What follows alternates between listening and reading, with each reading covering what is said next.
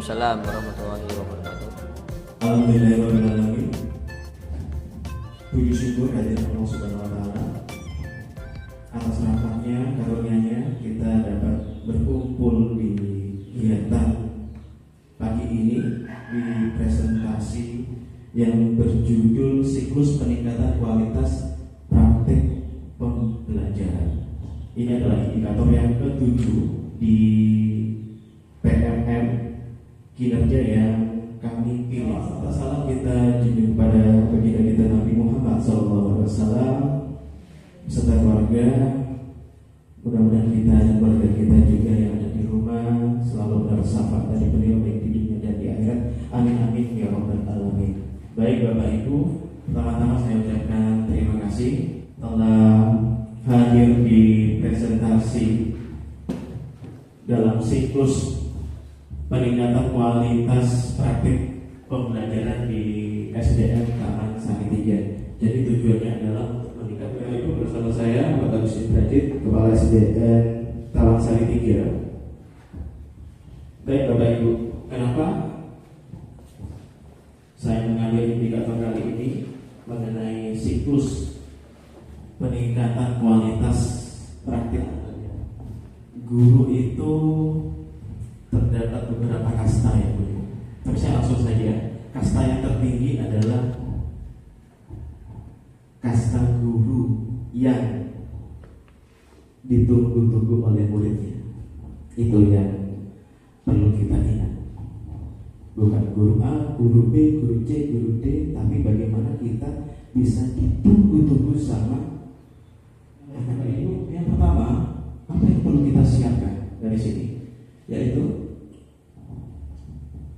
ada 3 Bapak Ibu. Yang pertama yang perlu disiapkan adalah pra-observasi, kemudian ada observasi, kemudian yang ketiga ada pasca observasi. Kita akan melakukan pra-observasi. Apa saja itu pra-observasi? Pra-observasi itu diantaranya adalah tujuan pembelajaran. Jadi pada saat Bapak Ibu mau memberi materi pembelajaran, harus tahu dulu apa tujuan pembelajarannya. Jangan-jangan nggak tahu tujuan pembelajarannya apa. Hari ini yang saya ingin sampaikan. Nah pada saat itu, pada saat Bapak Ibu belum tahu tujuan pembelajarannya terus mau memberi pembelajaran materi, berarti anak-anak akan tersesat. Pasti. Karena kenapa tidak mengarah? Tujuannya apa di sini? Seperti itu. Area pengembangan yang hendak dicapai.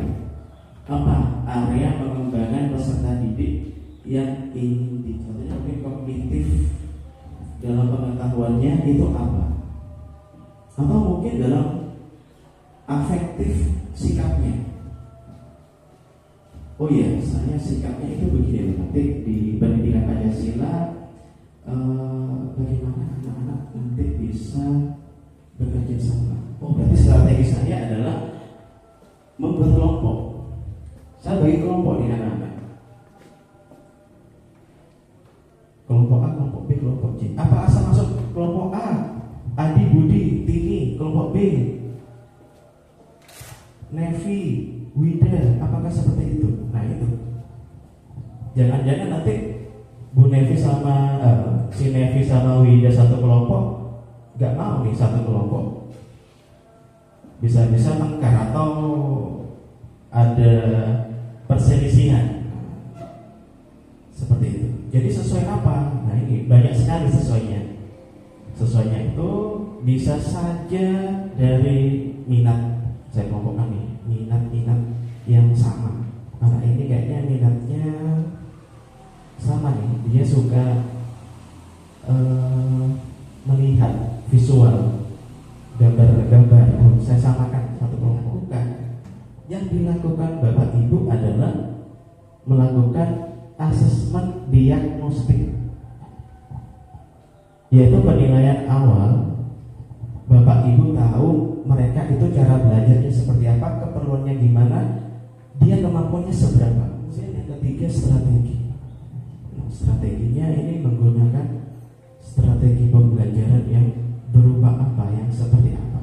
Seperti itu. Nah, setelah tiga-tiga ini kita kita pahami, kita siapkan sebelum kita mengajar, nah inilah baru kita akan melakukan praktek mengajar.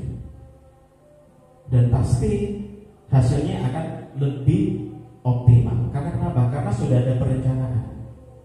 Yang kedua, pada saat Bapak Ibu melakukan praktek mengajar, berarti ada yang mengobserver, ada yang melakukan supervisi, yaitu bisa kepala sekolah ataupun juga rekan.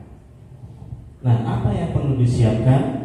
Nah, aspek dan strategi pengembangan yang tadi disiapkan, yang sudah disiapkan, kita tinggal mencentang ada apa tidak, sesuai apa tidak, itu muncul atau tidak. Nah, dengan muncul atau tidak, ini akan mempengaruhi keberhasilan Bapak Ibu dalam proses pembelajaran. Oke, Bapak Ibu, ini di lembar observasi. Kemudian yang ketiga, siklus yang terakhir, ya lembar pasca observasi.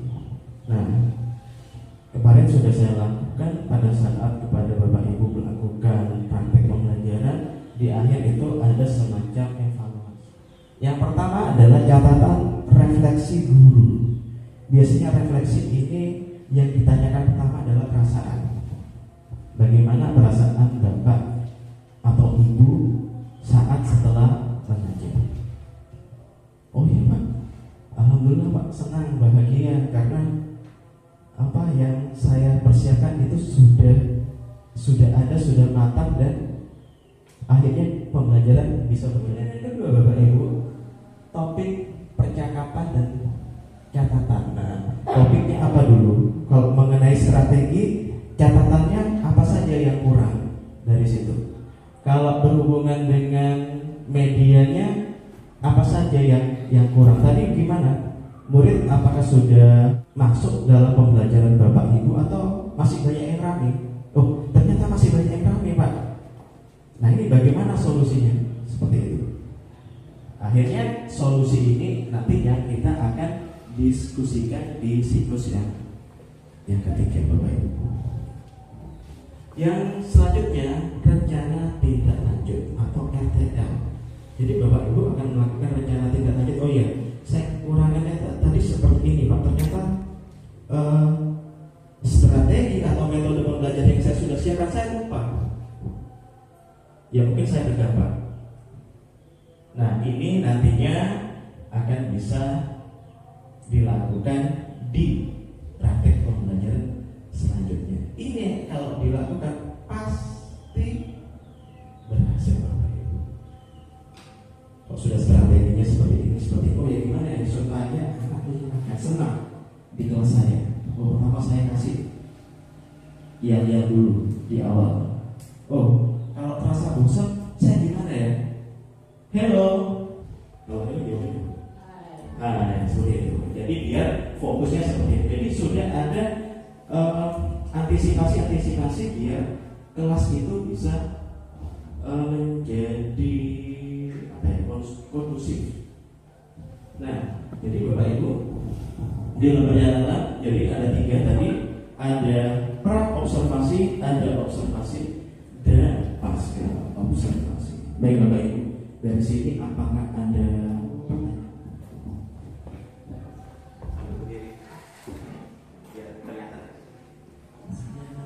Terima kasih.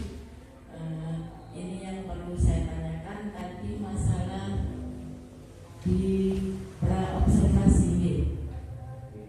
Di situ ada istilahnya kita mempersiapkan atau pengelompokan yang tadi Bapak jelaskan bahwasanya disesuaikan dengan ada diantaranya gaya belajar. Tadi seperti itu nggih. Nah, itu maksudnya apa? Minat belajar anak-anak itu misalnya yang sukanya misalnya gambar, itu kalau kita kumpulkan jadi satu atau gimana? Itu saya kurang jelas. Ada yang suka misalnya ada yang sukanya dengan cara mendengarkan, ada yang anak yang suka apa istilahnya kinestetik. Nah, itu yang suka kemana-mana, itu bagaimana? Saya belum jelas. Terima kasih. Terima kasih Bu Nanti.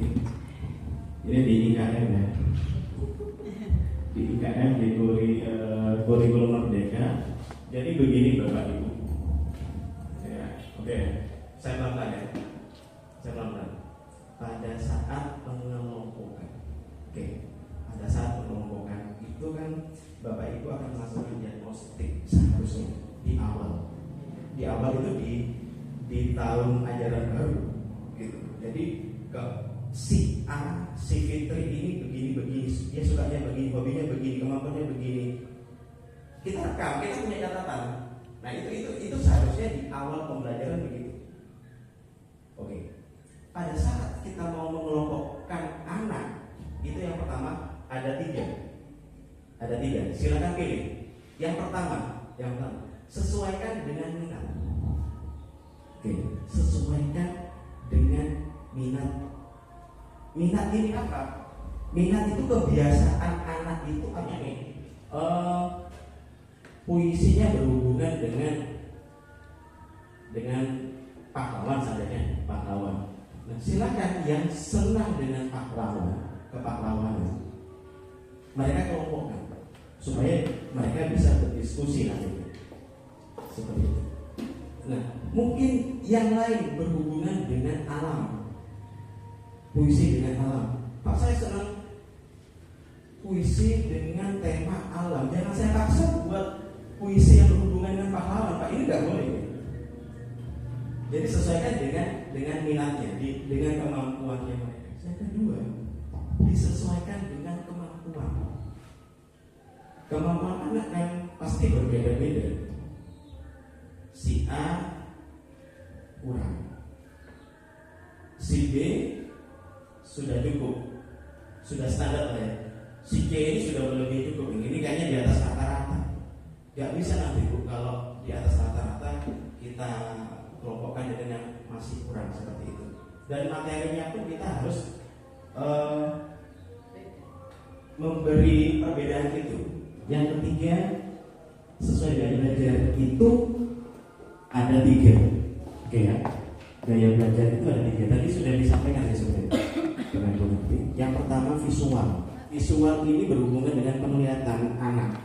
Entah itu berupa video, entah itu berupa poster, gambar dan semacamnya. Kedua, yang berhubungan dengan audio, suara, ya. Dia senang dengan penjelasan. Yang ketiga, Bapak Ibu, kinestetik. Jadi kinestetik ini gaya belajar anak yang tidak bisa diam. Dia maunya ada semacam praktikum. Kalau enggak praktikum, suruh jalan-jalan begitu. Ayo lihat ke sana yuk. Itu ada map. Ada peta, yuk kita cari kota Surabaya.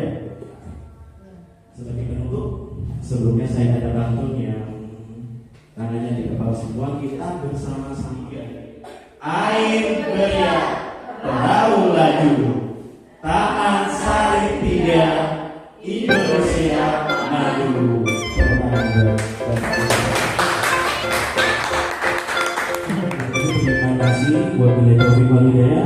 Wassalamualaikum warahmatullahi wabarakatuh.